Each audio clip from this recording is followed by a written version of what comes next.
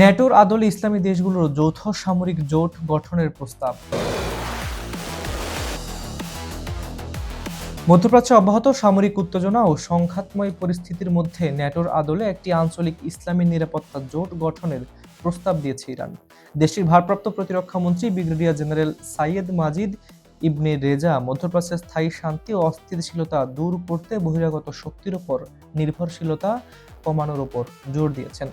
তিনি ইরান, তুরস্ক, পাকিস্তান, সৌদি আরব ও মিশর সহ প্রধান মুসলিম দেশগুলোকে নিয়ে একটি সমন্বিত যৌথ নিরাপত্তা কাঠামো গড়ে তোলার আহ্বান জানান।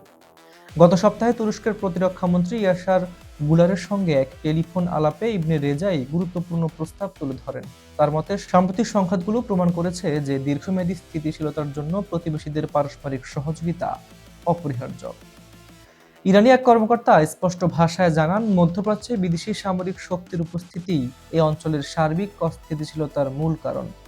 একটি নিজস্ব যৌথ নিরাপত্তা ব্যবস্থা চালু হলে বহিরাগত হস্তক্ষেপ বন্ধ করা এবং স্থায়ী শান্তি প্রতিষ্ঠা অনেক সহজ হবে।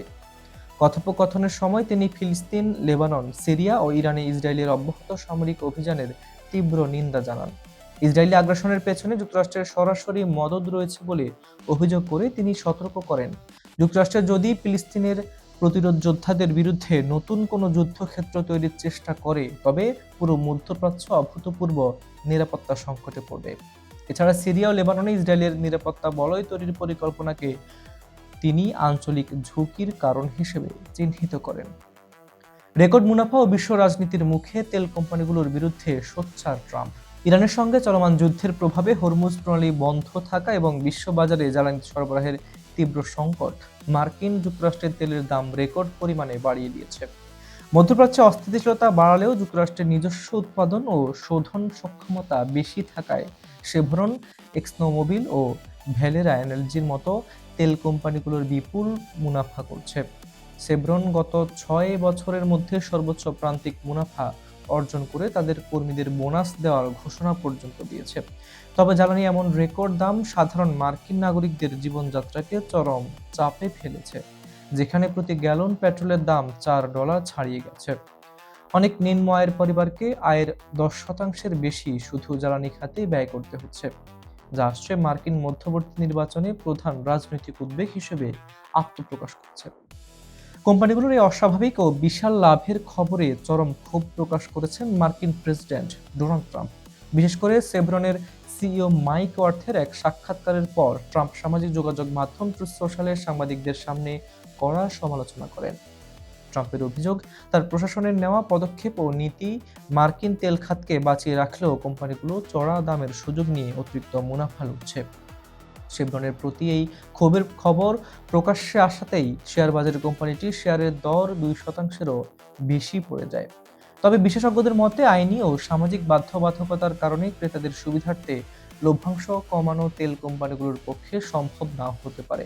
কৌশলগত তেলের মজুতও 1983 সালের পর সর্বনিম্ন পর্যায়ে নেমে আসায় সংকট আরও ঘনীভূত হচ্ছে।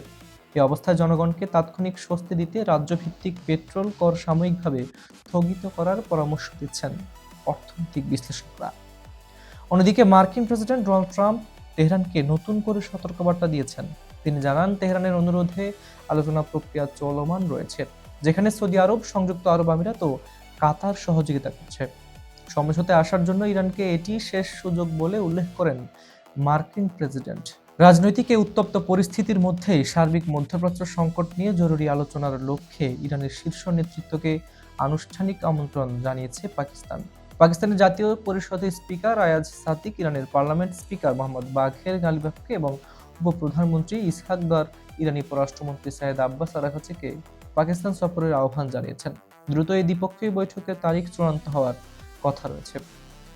মধ্যপ্রাচ্য কি তবে এবার পশ্চিমা শক্তির লাল চোখকে বুড়ো আঙ্গুল দেখিয়ে নিজস্ব সামরিক সুরক্ষা বলয় তৈরি করতে পারবে, নাকি ট্রাম্পের এই শেষ সুযোগের আলটিমেটাম বদলে দেবে পুরো বিশ্ব রাজনীতির গতিপথ? ইরানের নতুন মুসলিম নিরাপত্তা জোট গঠনের প্রস্তাব কি কেবলই আলোচনার টেবিলে থাকবে, নাকি বাস্তবে রূপ নিয়ে কাঁপিয়ে দেবে বিশ্ব মোড়লের গদি? আপনার কি মতামত কমেন্ট সেকশনে অবশ্যই লিখে জানান। আন্তর্জাতিক রাজনীতির এমন সব বিস্ফোরক ও পর্দার পেছনের চুলচেরা বিশ্লেষণ মিস করতে না চাইলে এখনই খবর সংযোগ চ্যানেলটি সাবস্ক্রাইব করে বেল আইকনটি বাজিয়ে রাখুন। আর হ্যাঁ, দেশ কিংবা বিদেশ, বাংলাদেশ, ভারত, মধ্যপ্রাচ্য, ইউরোপ বা আমেরিকা, পৃথিবীর কোন প্রান্ত থেকে আপনি আমাদের সাথে যুক্ত আছেন তা জানাতে ভুলবেন না। খবর সংযোগের সাথেই থাকুন, সত্য আর সংবাদের সাথেই থাকুন। দেখা হচ্ছে পরবর্তী বিশেষ পর্বে। ততক্ষণ পর্যন্ত ভালো থাকুন, নিরাপদে থাকুন। আল্লাহ হাফিজ।